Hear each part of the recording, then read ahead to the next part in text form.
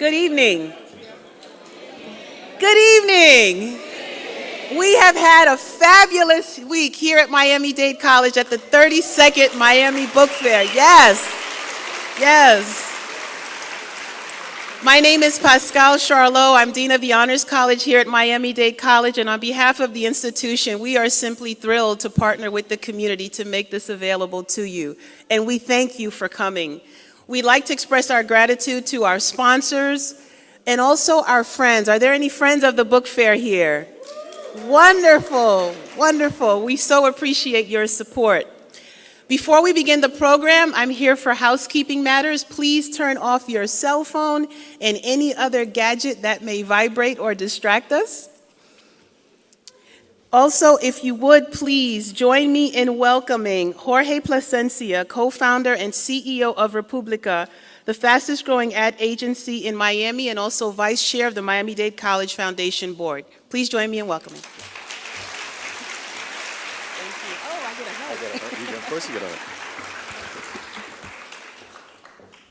We'll take the fastest, but I think it's one of the fastest. Good afternoon. It's great to be here. At República, we represent what's called the multicultural mainstream, and which is how America is changing and how to reach consumers across culture and language. And if there's two folks in this country that represent that and represent our theme at República, which is Rethink Relevant, it's the folks I'm going to introduce. I just want to begin by congratulating Mitch Kaplan, the entire staff of the book fair, for an incredible 2015 Miami Book Fair. I want to thank Dr. Padron, who's around, and Board Chair Helen Aguirre, who's here with us today. And I'd be remiss not to recognize my business partner, Luis Casamayor, our co-founder and President Chief Creative Officer, his beautiful wife, Francie, and their children, Damien and Lucas, that are here with us today. And at República, just want to say we are so proud to partner with Miami-Dade College in any way we can. And right next door, there's a new building that houses the Idea Center, which is an entrepreneurship startup innovation lab. And proud to say that this year, in partnership with the Knight Foundation, we launched a class called Market Hack, which is focused on digital marketing and expanding the digital marketing knowledge within our community. And the class was a huge success this first year. And as we go into next semester, next year, it's already almost sold out. So we're really excited about that. So now for what we're here today. I'm going to introduce the person that will be moderating the discussion with these two folks first, and that's Lisa Leone. Lisa was born in the Bronx, and images infused with sound and motion, pointing to what would become her most multifaceted way of seeing through both still photography and cinema. A student of the acclaimed High School of Art and Design in New York, Leone was later mentored by filmmaker Stanley Kubrick and brings with her rich experiences to the next generation through her position as Vice President of Artistic Programs for the Young Arts Foundation here in Miami. Hip-hop music, dance, art, and fashion are presented in Here I Am, the first monograph of Lisa Leone's photographs. From Nas and the first studio recording for what has become Illmatic to Snoop on the set of his first video, and et cetera, Lisa Leone is just extraordinary, and we're so proud that she's from the Bronx, but now she's a daughter of Miami. Ladies and gentlemen, Lisa Leone.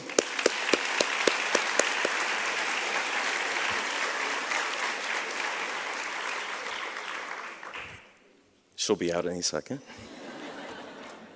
Here she is.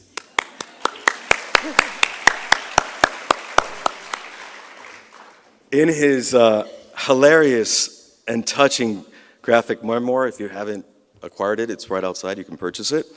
Ghetto Clown, celebrated Colombiano, Colombian-American actor, producer, comedian, playwright, and screenwriter, John Leguizamo depicts his early years in blue-collar Queens, his salvation through acting and writing, working with stars such as Al Pacino and Patrick Swayze. and directors such as Baz Luhrmann and Brian De Palma. His offstage life in love and marriage and his journey of moving beyond self-doubt and beyond the doubters to claim true happiness is what you'll read in his memoir. And as I was saying earlier, if there's anybody that kind of lives the multicultural mainstream in this country and has been part of building it, I was proud to recently watch, if you haven't seen it, please tune into HBO and The Latino Explosion. He narrated that documentary for HBO that Tommy Mottola produced, and a lot of it stems from right here, from Miami, of how Latin music really stemmed in a big way from here and obviously from New York. And so it's my deep privilege and honor to welcome to Miami and to the book fair, John Leguizamo.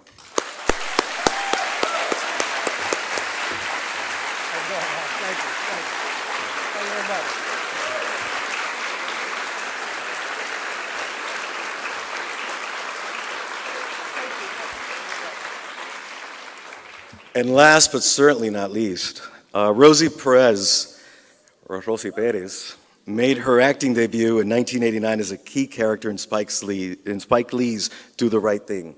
She was nominated for an Academy Award and a Golden Globe for Best Supporting Actress in 1993 for Fearless, and has appeared in countless films, TV shows, stage productions since. She has choreographed, received 3 Emmy nominations, and directed music videos and stage shows for performers such as Bobby Brown, Diana Ross, LL Cool J, and many others.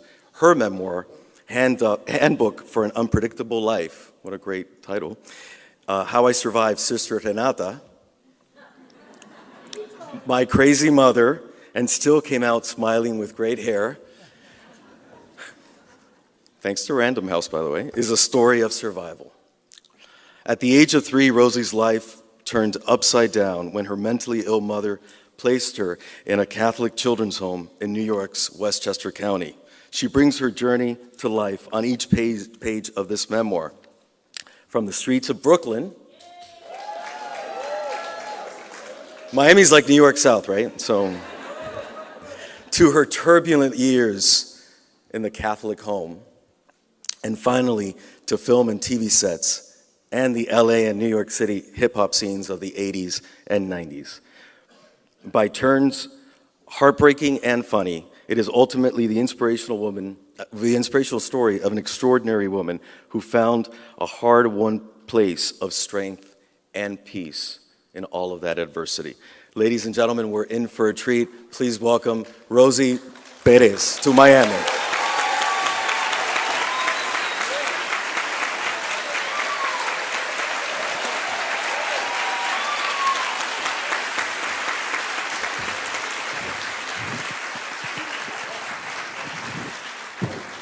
Almost lost you. Yeah, right? Well, thank you for everyone for joining us. And as they asked me to be a light moderator, because with these two, that could go on for, we could be here for 3 hours, so, because they're so amazing. I just want to first thank you guys. You know, I know you for a long time, but also read the books, and just for just being so open and vulnerable. And giving that gift to everybody, and an inspiration, hilarious inspiration. And I just wanted to start off by just asking, like, why now? Why did you decide to write the book, the memoirs now? What was the? Well, I guess I started first with Freak. I started writing about. I started off Mambo Mouth and Spikorama, kind of about my family, but kind of hidden so my parents wouldn't hate me. And then by the time I got to Freak, I didn't care anymore. So that was just a straight up autobiographical play about my family. And then with Ghetto Clown, I wanted to tell the whole life story and the journey and be straight up about how difficult it is to be an artist and the depression and the self-doubt and, fear of failure and all the things that can set you back. And I just wanted to be straight up with it, and still make it accessible to kids. And that's why I turned into a graphic novel. And I told my mom I was doing a graphic novel. She goes, "Why are you doing a graphic novel?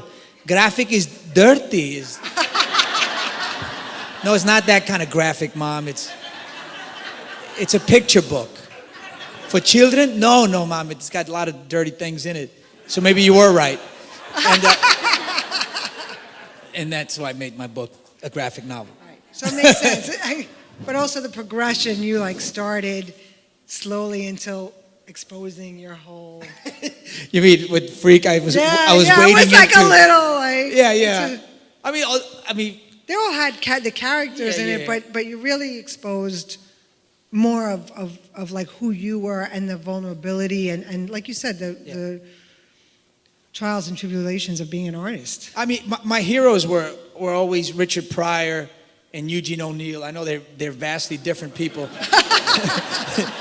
in vastly different worlds, but they actually kind of inhabit the same world because Eugene O'Neill was one of the first great literary icons who talked about his personal life, his mother's drug abuse, and all the dysfunction of his family. He didn't want it published until 25 years after his death, and his wife printed it the year right after he passed away. And so be it. But thank God for the rest of us, because it was a huge influence on me that how straightforward you have to be when you're telling your own story, how brutally honest you have to be for it to be worthwhile. And Richard Pryor was of that same ilk, except he made it funny as well, which is kind of more the world I inhabit. Yeah, no, that makes sense. And Ro? Well, I didn't want to write it. I had kept that very private and very secret for a very, very long time. And I initially wanted to write a book about my aunt who finished raising me and all her wonderful recipes. And when I met with the book agent, he says, "What about your mother?" And I said, "My mother's off limits." And he said, "Why?" I said, "'Cause she's off limits." And my eyes started flooding with tears. He goes, "Oh, that's the book."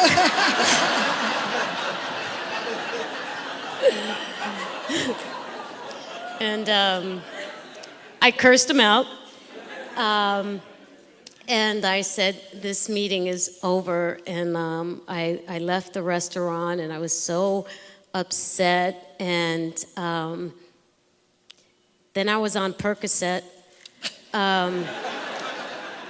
Because I had broke my neck, and I was like, maybe this is a sign, because I can't move. And I just started thinking, and I have this charity that I helped co-found. One of the pivotal people here, Anna Strout, she's here, she basically runs the program. We service 15,000 kids per year, and they're Title I kids. Oh, don't thank me, thank them. They work hard. Title I meaning low income, below the poverty line. And I was always asking them to tell their stories and be brave. And I realized I was a hypocrite. And the Percocet helped. It helped me come to that realization. And I just started writing, and within a month, I finished a 100-page proposed manuscript. And my husband goes, "Are you sure?" And I said, "Yes, it's time. It's time to be brave and just let go."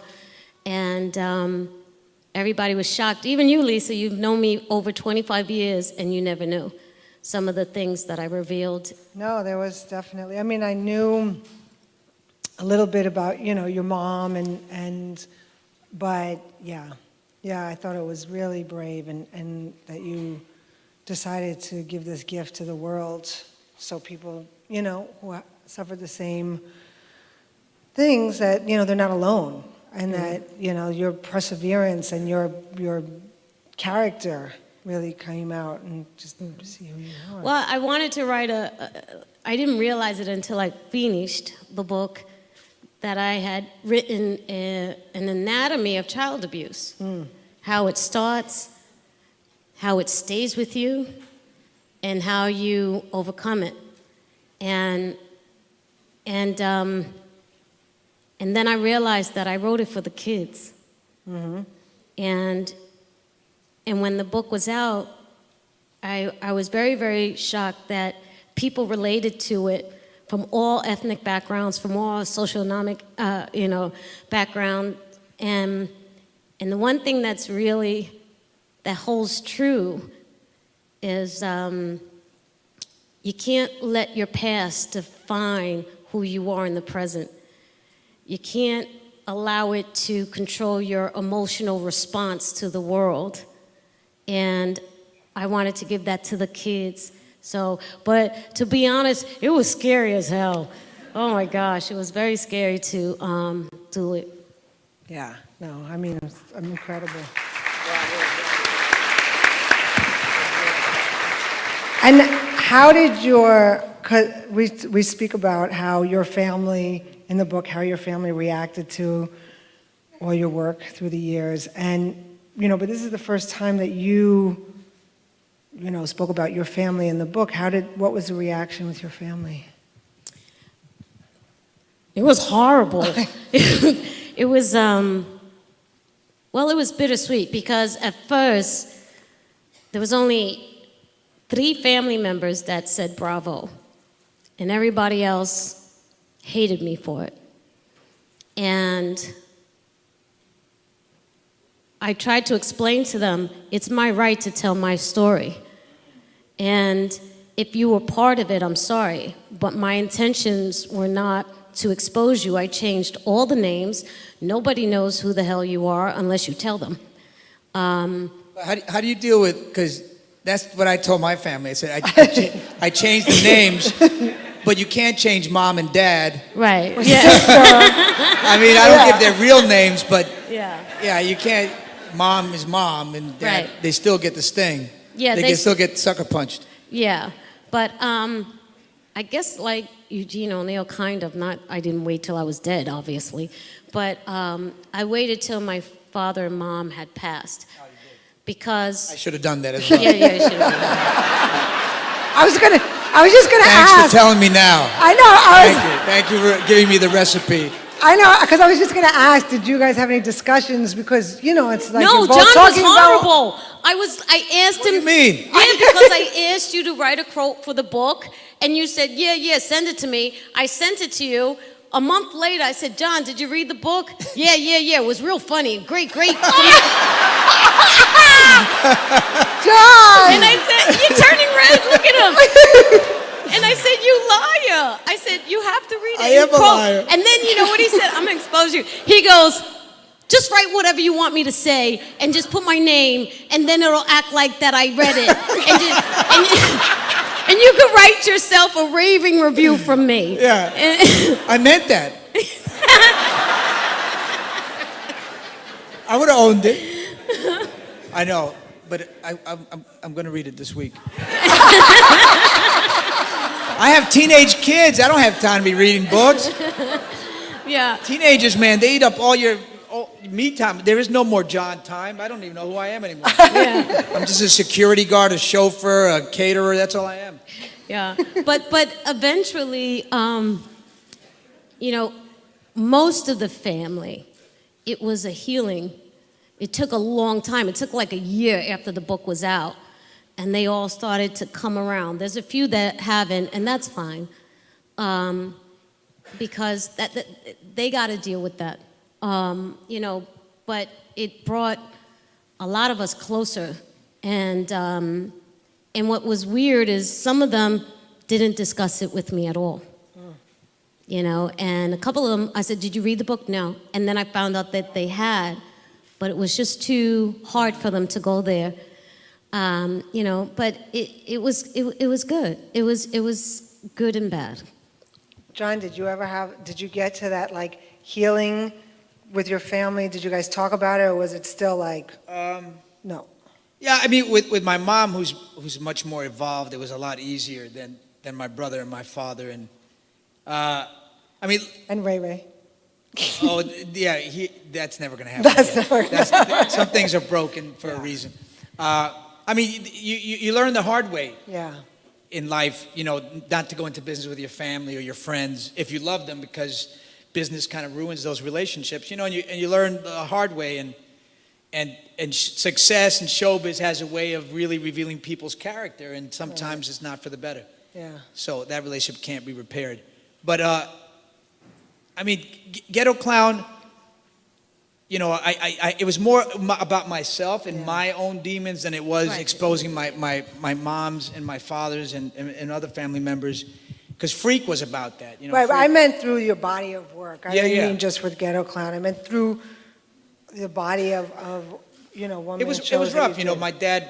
I didn't tell him I was doing Freak, and then he shows up to the theater, and then you know we had a big. You know, it was the first time I ever really sort of yelled at him or told him the truth about what I really thought. Because you know, I grew up in a really dictatorial house. You know, my dad was a dictator, and it was crazy because you know, especially Latin dads who are dictators. It's you can't. When my dad called me, he said, "John," I couldn't say what or qué because he heard that like "fuck you." So he goes, "John, tráigame la cerveza," and I'll go, "What?" And like, "Push," you know, "Fuerte, fuerte, huela, huela, cuero," you know, "Prepárate," you know. But you know, that whippings made me a good dancer, so that it had its everything has its pluses, right? I mean, Yeah. but you know, I think it brought some of my family members closer to me, and a lot it separated the ones that weren't meant to be. Yeah. But, you know, my dad and I always been in the outs, but I think in Ghetto Clown, the moment where my dad and I come together when he gets ill, Yeah. it was a great time for me to forgive him and forgive the whole thing and move on, because you got to at some point in your life. When you get to be as old as me, you gotta move on And once you have kids and you understand being a parent. how and- difficult it is, Yeah, you yeah. got to make peace, and Yeah. we all got to get to that point, and that's what Ghetto Clown is about: forgiveness and moving on. Because if you don't forgive, the only person you hurt is yourself. You're not hurt. You're carrying this rage.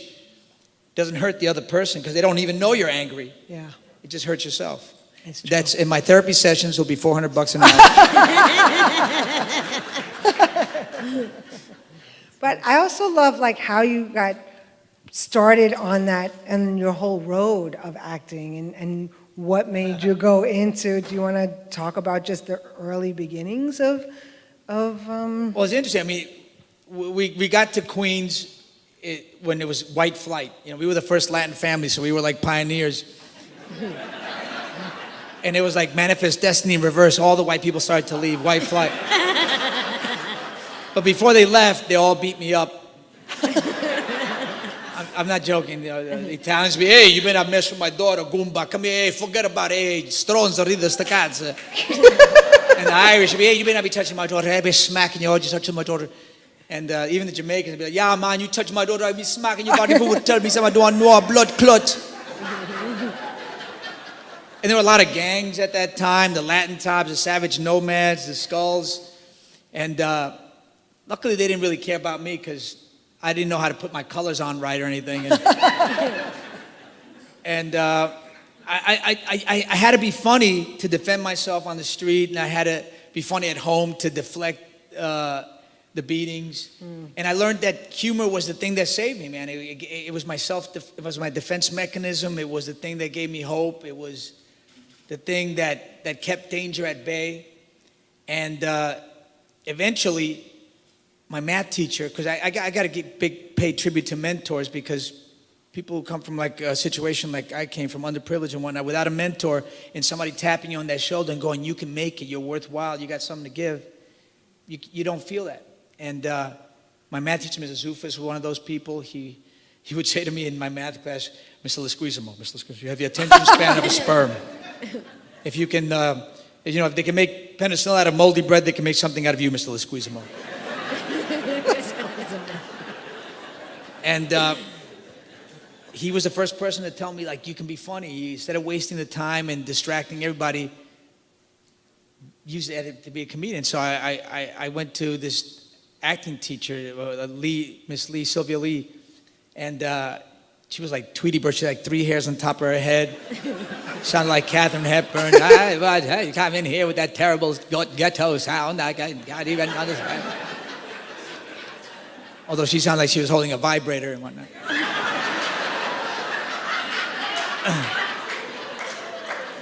But I started to realize that I had a really thick ghetto accent and whatnot, and at the same time, she gave me all these plays, and that's when I found literature and found the beauty and the power of storytelling. And And, you know, I was a ghetto nerd from then on. That's so incredible. I love that story. How about you? Did you have? Yeah. I know all the teachers out there. And how about as far as like mentors and how do you feel like you kind of got into the, I know dance was obviously How I choreography, but like we never actually discussed like any serious mentors that you might have had. Well, in the book, I talk about the people that strongly affected my life. Your aunt. My aunt, Anna, who fought for me and eventually got me out of the home, she was brilliant. She was full of humility. She was kind. She would kill you with kindness, but also she was deadly too. If you crossed her, she wouldn't yell or curse you out. She would just nod. And I remember one time this woman... That's where you got that from. Oh, do I do that? Oh, my God. You got that. Like with the book, when I didn't read it, you were like... And I knew. It's over. 2 more and I'm crossed out. It's over. She does that. She does that. Now we know. Exactly. It's like silent but deadly. Yeah, but I remember one time this woman left our house and I looked at her and I said, Tia, I said, why were you like that? She goes, because I kissed her to the ground, she's dead, fucker. And I said, oh my God. You know, and I was, but she was wonderful because she taught me not only how to love, but how to receive love. Because that was hard for me. Believe it or not, you know, in the home, it was run all by nuns and priests. The priest did the least amount of work. And seriously, you know that movie Doubt? Yeah. I thought it was a dark comedy. I did. You know, with Meryl Streep, the way she was, and I was the only one laughing in the theater. I was like, you know, but you know, one of the girls from the group home told me, she said, you know, you got to give a lot of the credit for your acting career to the nuns. And I said, are you crazy? And they said, when you first arrived, they made you the lead bunny in the Easter parade show. And I went, oh my God, I totally forgot that. And they made you Lucy from the Peanuts. I go, oh my God, I forgot about that. And they made you, and I was like, oh my gosh. And I totally forgot that. Wow. Because they used to put on productions at the same time. So, you know, I really do have to thank them for that. But also, they also taught me how to lie and hide, you know, because like with the brutal beatings were just massive. And my sense of humor, they told me that I was always funny. But my but my sense of humor really came out, like you said, out of pain. For instance, there was this one incident I write in the book. We were put on punishment, so we had to clean the bathroom. Now, this bathroom was massive because it had to accommodate, you know, 20 little girls. And she made me and this one girl clean it all by ourselves. Mind you, we're 6 years old. And we're cleaning it, and she found the bottle of cough syrup. And back then, cough syrup had a lot of alcohol. So we got drunk on the cough syrup. We drank the whole bottle, sipping on some syrup. We got, and she came in and we're laughing, and she ended up hitting us. She goes, put out your hands. I'm like, oh my God. So she's whacking us with the ruler, and blood starts seeping out. She goes, turn them over. I go, fresh kill? Because I used to watch old movies all the time. Whack, whack, whack, whack, whack. And I was like, oh. And then my knuckles started bleeding. And she says, now go back there and finish cleaning. I go, with what, our feet? Smack, smack, smack, smack. And I was laughing while she was smacking me because if you would do it over in a movie, it could be really funny, you know? The timing, the slap was like right on time. And I just frustrated the hell out, that's the sister Renata. I frustrated the hell out of her, but you know, and of course Spike Lee, you know, I was going to college. I had no idea of entering into the entertainment world, and I met him at a nightclub. We got in a fight. He said, "This is fate." I said, "Oh, you wish." And he said, "No, you're an actress." And I said, "No, I'm not." He goes, "Yes, you are. Yes, you are. Here's my card. Was Call he hitting me." on you? Was that?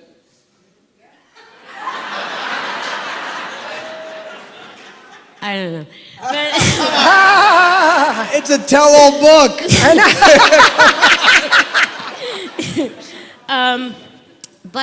Yeah. Never mind. Yeah, never mind. Moving on.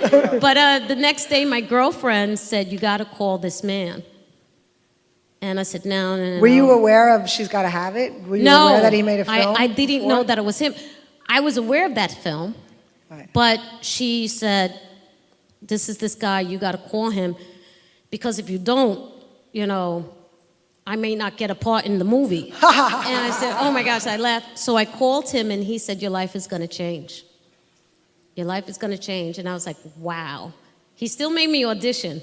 Oh, you did? Yeah, he still made me audition, and I got it, and my life did change. So, you know, the nuns were mentors. Some of them, not the abusers. My aunt there was this one nun named Sister Margaret Francis who actually left the order, scandalous for a man, and I know, right? Like a novela for real, and yeah. But she really affected my life, because I remember when I got transferred from out of the home into a group home, after she had left the order, she came back to visit me, and she grabbed my hand. We were sitting at a table, and she said to me, "Do everything in your power, do everything possible to get out of here and be a success. Promise me that." And I remember I started crying. And I wouldn't cry that easily. And she grabbed my hand and she says, "Please, please do this. And you could do this because you're smart. Stay in school and you're gonna win." And she got up and she left. I never saw that woman again. Really? Yeah. And that stayed with me. That stayed with me and had such an amazing, powerful impact Yeah, on it's like my she was life. a messenger or something. Yeah. And you know, because I looked at my situation totally different. You know, I looked at it really that I was doing time, and I better make this time work for me, so I can change my circumstance. And I did. So she was really, really influential. And my father, of course, because my father had so many flaws. He was such a womanizer. He was never violent, ever. But this man loved. He loved so much. And he was the first person to tell me, "I messed up, please forgive me." That goes a long way. Most parents don't do that to kids. They don't offer that. You know, if you're a parent and clapping that you've done that, please, I applaud you too, because it makes such a difference. You know, because then you release the anger that's inside. Yeah. And he really taught me about forgiveness. Wow. That's awesome.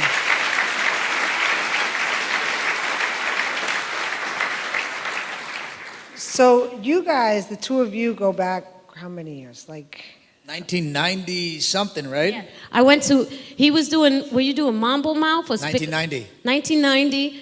But you knew my cousin Sixto. Oh, I knew Sixto. Yeah. So that was 93 maybe. Yeah. No. It was beforehand. He told me that he knew you beforehand. That was before, what was that HBO special you did that we did?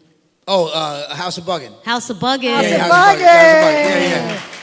Right, because I knew Sixto before. Right. So that's why Sixto was in the show too. Yeah. Her cousin was in House of Buggin' as well. So my cousin Sixto told us to go see the show.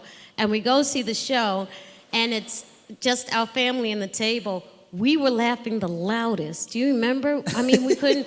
Every stereotype that you portrayed was spot on. so intelligent, so smart, and so funny. And I was like, I gotta meet this guy. And especially the nerd that you do. Yeah, little nerdy guy, little nerdy kid that was guy. kind of like me at 8. And we met, and I had this opportunity to do like a Latin living color. And first I thought, who am I going to cast in this piece? And I knew it was going to be Rosie, because I was such a big fan of her work, and I knew she could be really funny as well, because we started hanging out, and I knew she could do funny, she could do drama, she could do it all. And we started testing out in little off-Broadway theaters, remember? Yeah. With Fisher Stevens and Louis Guzman, and so we would write these sketches and perform them, and then HBO came, saw it, and they made House of Buggin', which lasted like with 13 episodes, but then they wanted me, they came to me personally, they said, if you fire the cast and we hire an all-white cast, but we'll keep you, we'll keep it going. And I said, I'm not firing anybody. You either take me and them or nothing. And they said, okay, bye. And I was like, oh, that's not what I meant. Let's do it again. Let's do that again. All right. But it was too late. So. I think you should do it now. I Me love doing it. House of Bugging. Yeah, just like another like variety show. We need that kind of. Yeah, we do. We do need that. That would be awesome. You should do it. like a Latin Portlandia. That would be hot. Yeah. I love that show. But also, they're telling me that we have to go to questions, but I have one question of like, you know, being in show business for so long and being New Yorkers, being Latin, and your friendship, and you've done movies together, like what has that meant to have that in a That's been business incredible. that's... I got to speak on that because when I was doing this movie, The Take, with this kid, Brad Furman, who's a genius director and writer. I love that movie. And we were like trying to figure out who would be the best actress for the part, and it was like I can't work with anybody else but Rosie. And when Rosie came aboard, it became, the whole thing came to life, and the risks that I was able to take as an actor, I couldn't do with anybody but with the comfort of Rosie. And we went to some really dark and yet beautiful places. And at the same time, it was a really difficult production. And it was only me and Rosie who stood up against the difficulties of that production, because it was the most difficult movie that I've ever done in my entire life. It was the craziest things that happened. I don't know why, but it was the most troubled production ever. But Rosie and I were the ones that stood up behind the director and go, we're going to help you finish this film. Awesome. And she would do her own hair, because we were doing it in East LA, and there was a big shootout, and hair and makeup quit. And Rosie didn't quit. She goes, I got Caribbean hair, but I want to still do it. You remember that, right?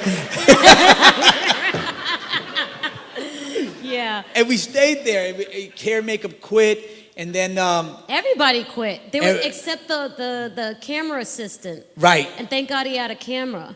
He had his own camera. Josh Reese had his own camera. And we couldn't figure out the wardrobe, remember? Yeah, like, what day was the patch today? on this side? I go, no, it was on that side. And I, of course, picked the wrong side. We were helping each other keep in this movie, but it was such a great tribute to our friendship. Yeah. And then we stayed really great friends with the director as well, but these are the things that test you, and you see people's real personality. And Rosie, I don't know, I felt like she was a kindred spirit. We're both in it for the right reasons, and it was to do art and to help others and to make people's dreams come true, not to be famous, not to be rich, although I enjoy those things as well.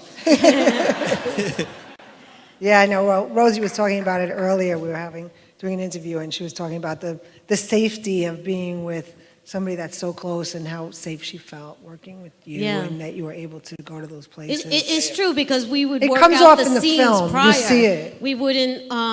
We wouldn't just stay in our trailer with hot beans a lot, and then the actor just comes on set, and you do a little blocking, and that's the first time you see what they're going to do, which is weird. It's weird. You can't really create a deep relationship like that. I mean, how do you do a scene about a relationship with a man who's got frontal lobe damage? The marriage is falling apart? I mean, and you just show up and you just rehearse and you do it. It's kind of rough. Yeah, it was rough. I mean, it was. I tell him about that.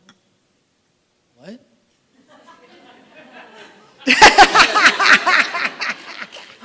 You sure? Might as well. It's a tell-all book, right? I know.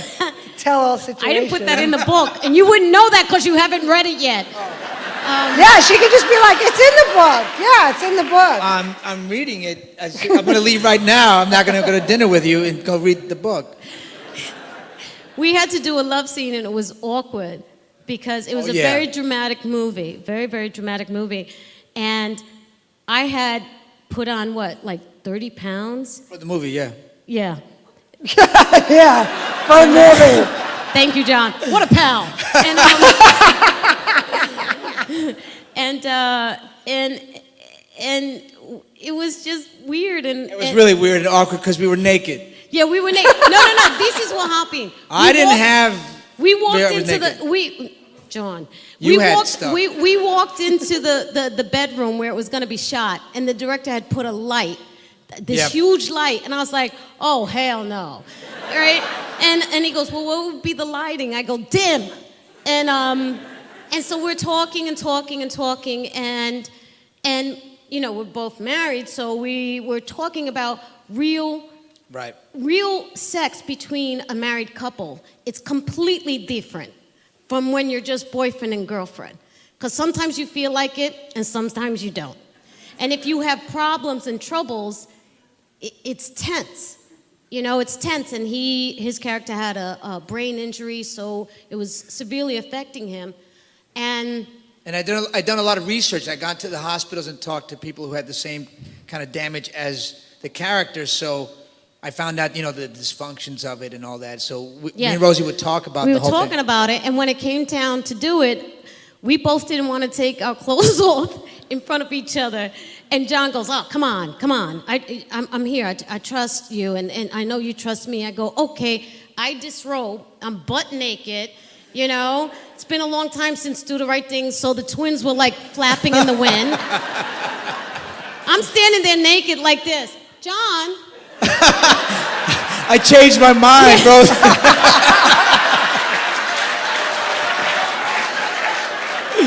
It's much better to see a naked woman than see a naked man. Let's just be honest. No, but you looked great. You looked great. Thank you. Me, I looked like a Puerto Rican beach whale. And oh hell no. And no, because Alan Cumming called me up after the movie came out, and he said, "I saw your bootay." And I was like, oh my gosh. He goes, you should stay at that weight. I was like, oh gosh. But you know, when he finally disrobed, which took a long time. I like to be coaxed. There was no soft music or wine. It's just take your clothes off, John. Come on, the guy needs a little romance. If you watch the movie, the scene is very intense, very powerful, very honest. Yeah. And it was only because of our friendship. Yep. And I how we respected so one proud another. of that work that we did in that movie. And it comes out of a deep trust, a deep love for each other, and the power that has to create great art. Yeah. We both want to do great art. I mean, and I've always seen that in Rosie, is that she's not out there. You know, Uta Hagen said, love the art in you, not yourself in the art.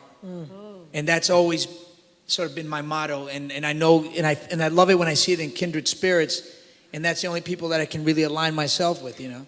Oh, thank you. So I think we have some questions.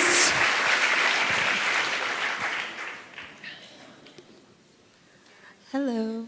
Hello, what a sweet, soft voice. Oh my gosh. I just want to say that you two are the most inspiring people actually in my life, in my family's life. My parents, they're from Brooklyn and Queens, and they actually raised us in the Poconos. It's 2 hours away from the city. I know the Poconos. Yeah, so it's a surreal moment right now to be here in front of the both of you, because everything as far as what you say with humor and how that helps, especially in a Latin family. I grew up, I'm Afro-Colombian, but I grew up with my godparents who are Ecuadorian and Puerto Rican. So, and I grew up with my grandmother, who's my godmother, and she's the one who actually raised us, because still in the 80s and 90s, your parents are going back and forth, and they're growing up, and it's kind of funny how you said, Mr. I don't even know, John Leguizamo, that Mr. John. Mr. John. Because with your parents not there and you're growing up with your grandmother, it is a little difficult because you're growing up in new things, you're growing up in the mountains, and House of Buggin was everything. Rosie, Oh, wow, thank you. seeing you and your honesty as a Latin woman in the parts you would take in and giving, like how you both said, kindred spirits, just you gave it all. And my parents only let us see certain type of things, especially out in the mountain. If you grew up out in the mountains, it's because for a reason. Your parents took you out of there because they wanted something better for you. And so just seeing both of you speak today is just, it's everything. Thank you so much for being here. Thank you so much for giving us everything that you gave. Well, thank you for sharing your story too with us. Thank you. I mean, I think that I can speak for Rosie and I that I did Ghetto Clown and she did her memoir for the same reason, even though I didn't read it, I can get the feeling of it. It's to share stories, man. It's to put it out there so that other people can feel the confidence to share their story. How even if it's not exactly the same, the world is a better place when we all share our stories and feel like we're all the same people, regardless of the color, our ethnicity, our religion. We're all the same people, and the more we can see how alike we are than we are different, it's a better world. And I just want you to know that both of you are those lights. Thank you so much. Thank you. I just wanted to thank you for all your work. I really enjoyed it, and I know you bring a lot of happiness to a lot of people. Since you mentioned Eugene O'Neill, have you ever thought of doing The Iceman Cometh? Yeah, I've thought of doing a lot of O'Neill. Mostly Long Day's Journey Tonight. I want to start like maybe with the brother because I'm at that age, and eventually I want to be James Tyrone in 10 more years. But yeah, I got dreams of that. And there's a lot of other ones that I like. Desire Under the Elms, Morning Becomes Electra. I like to try to do versions of that. I'm a big Eugene O'Neill fan, by the way. I did my first paper in school on Eugene O'Neill. Hi, Rosie. I'm from Brooklyn, Clinton Hill, Hello. Fort Greene. Oh, Clinton Hill. Yes. Yeah. A lot of times you don't talk about your choreography and your dance experience. And just to let you know that, especially when you were on, not so much Soul Train, but in Living Color doing the choreography, I can't tell you how many, I'm a teacher, how many children would come to school next day, and they're working on what you presented on TV. So I really appreciate it. But you don't. I know you're a fantastic actress. But could you talk a little bit more about how you even got into that position of dance? Sure. I do write about it in my book, but you're right. I don't talk about it a lot. It's hard for me. That's what Lisa was saying. We were talking about earlier. It's hard. I'm learning to put myself out there. I'm learning to promote myself. It's been a process. Yeah, I always danced because of the nuns, and they taught me tap. I wanted to learn ballet, but they told me I was too short and my legs were too fat. I did synchronized swimming, and so when I was going to college for biochemistry, and my girlfriends and I were in a dance club, a talent scout from Soul Train came and was looking for Soul Train dancers, and he picked me. And he said, do you want to be on Soul Train? And I was like, yeah. And I said, for real? He's like, yeah. I said, can my girlfriends come? He goes, I got to see them. And they were dressed like hoochie mamas like I was. So he said yes right away. But he said, you can't dance like that, though. Because I was dancing hip-hop. And when I was on Soul Train, that was very clear. You did not do hip-hop. But what I did know from the very first time I heard a hip-hop song that it was going to be big. So when the record company executives would come with their artists, they would be hanging out in the audience, and the chairs would be empty, and I would start dancing hip-hop in front of them.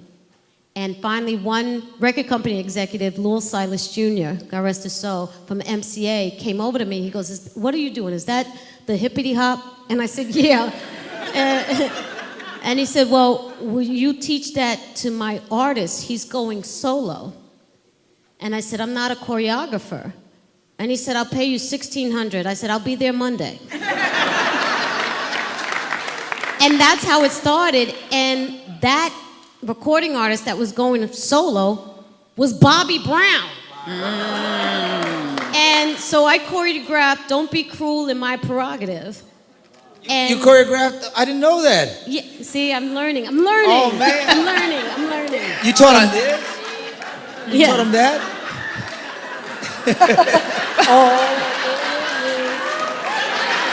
Okay. But we really enjoyed your dancing choreography story. for In Living Color. Living and Color, for people, thank you. It was really, really good. We enjoyed it so much, so thank you. Thank you very much.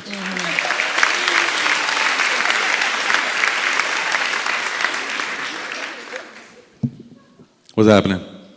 What's happening? Much love and respect to you two. I'm like many of the people in this room. We've been, watching you and seeing what you do, living your life, doing what you do, having done what you have done, despite what looked like obstacles at one point. So much love and respect for that. I'm another Puerto Rican from Brooklyn. But hey, what's up? Puerto Rico! Hey, all right. So, but the thing is, my family was broken up. They didn't teach me Spanish. They barely took me back to the island. I don't feel like a Puerto Rican. I feel like a Puerto Rican. But at the same time, I always feel like I could reconnect to those times in my life that I felt connected to Puerto Rico, when I felt connected to my family, to Puerto Rico, when I watch the stuff that you guys do. Not only that, but John, to this day I can recite Voodoo Mambo.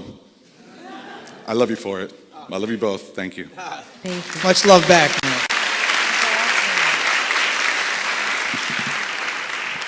How are you? I am very happy and very proud to be here with both of you, and congratulations for have a wonderful testimony through your books. And I would like to say as well that I am so happy that John is here. We met about 10, 12 years ago in the VH1 Vogue Fashion Awards in New York. And back in that time, I was working for media. And I asked you back in that time if you were going to do the movie about Juan Esquivel. You are an immigrant. Rosie is an immigrant, and it's great to know about your story. John, that year that we met there, Juan passed away. And I always keep in my head that his words about that you were going to do the movie. I still have, if you ever are interested, part of his personal items, and something that will make me very happy to see, and a lot of Latins in this community to get to know through you the life of Esquivel, that the synthesizers was done inspired on his Thank you for reminding me. I've been working on, Juan Esquivel was a great Mexican musician in the 50s who was called a space age bachelor. And his music influenced a lot of music in the 60s, basically the Jetsons soundtrack, I Dream of Jeannie, but he influenced so much music, and then rock and roll came and he fell out of favor because music changed so radically and a lot of artists couldn't adapt. And plus he was Mexican, so he wasn't allowed to he went to Vegas and he wasn't allowed to perform with the Rat Pack because brown people were only allowed in a tiny little lounge. It's a great story, and I'm descriptive music he did as well. And I'm working on the script right now still, so I'd love to connect with you. Thank you. And there's a lot of great stories that we still got to tell because there's so many great Latin heroes from way back when. We discovered this country, we settled it, we explored it, and then we disappeared until now. But that's not true. We were there during the Revolutionary War, we were there during the Civil War, we've been there through the War of 1812, we've been here contributing, helping, and these stories aren't told and they need to be told. Well, I will be here because I still have the phone number of your mother, but I think we need to catch up. I think it's her same number. 15 years ago, it was a long back. Okay, so I see you later. Then. See you later. I think we have one more question. Thank you very much. Oh, that's it. Thank you, everybody. Thank you so much, everybody. Thank you. We'll be signing outside or in here, signing books. Thank you. So as the book fair comes to a close, we just want to give a round of applause for all the volunteers, for all the support, for all of you for coming. And we have Mitch Kaplan who will say a few words. I just want to thank Pascal for doing a great job here all day. Let's give her a big round of applause. And I also want to say thank you all for attending the 32nd Miami Book Fair. We'll see you next year as well. Thank you all.